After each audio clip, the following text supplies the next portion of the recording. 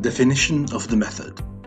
Inquiry-based learning is a learner-centered approach that channels learning through questioning and discovery. Students pursue their interests in search for answers to their own questions. They can collaborate to formulate their examination and then organize their quest for relevant information. Main components of the method: making observations, posing questions, examining books and other sources of information to see what is already known, planning investigations, reviewing what is already known in light of experimental evidence, using tools to gather, analyze and interpret data, proposing answers, explanations and predictions, communicating the results, and personal evaluation and response. Suitability for STEAM. In a STEAM activity plan, students are involved in procedures similar to those followed by researchers. This means that they will use the main components of inquiry-based learning. An inquiry-based learning activity can be structured in accordance to the design phases that will follow the activity. Pre-primary. Work in groups to solve a problem. Pose questions. Investigate. Plan the next step. Adapt, understand.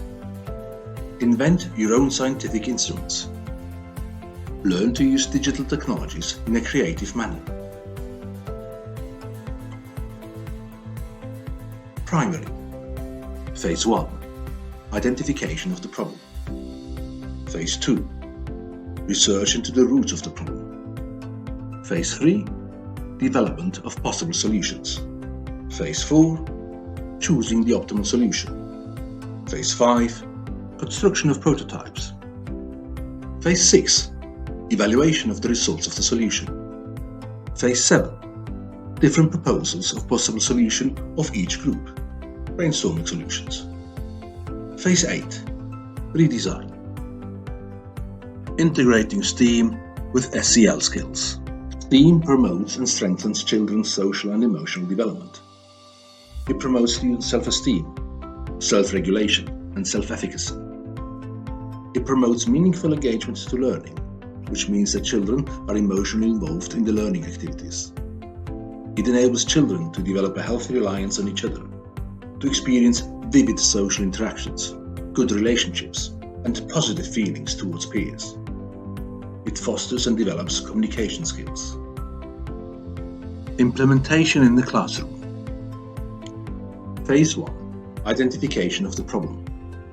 In the first phase, based on the interests and needs of the students, the teacher, helped by the students, identifies the need or problem to which they should provide a solution.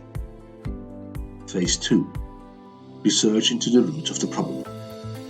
In the second phase, students comprehensively research the grid of factors that highlight the need to solve the problem. Phase 3. Development of possible solutions. Students, after searching for possible solutions through all available resources, books, internet, and through observation, working within the brainstorming group, record what they think are plausible solutions. Phase 4. Choosing the optimal solution. In this phase, having identified a number of plausible solutions, the students will choose and justify the optimal solution. Phase 5. Construction of prototypes. Students build their own instruments or create a program for digital devices. Phase 6. Evaluation of the results of the solution. Students review the construction against the requirements of the problem. Phase 7. Different proposal of possible solution of each group. Brainstorming solutions. Each group proposes a possible solution and presents it to the other groups. Phase 8. Redesign. Each group redesigns their own solution, taking into account the observations received from the other groups. Strategies for girl-friendly approaches. Inclusion of disadvantaged students. Use multimodal methods to present material, so that you can address a variety of learning styles and strengths. Carefully structure the groups. Build on students' strengths and interests. Be a role model of persistence, communication, creativity, and collaboration. Students' role.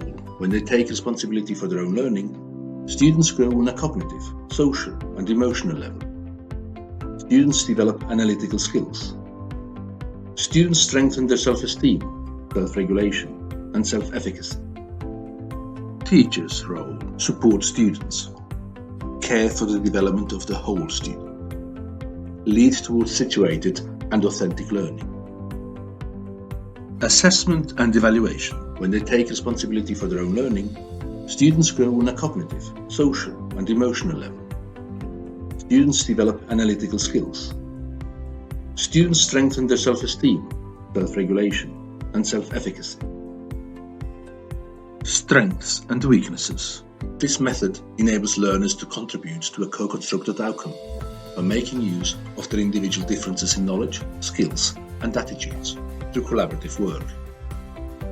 The teacher's research into the topic of interest is of paramount importance for the success of the children's inquiry. It is very resource intensive.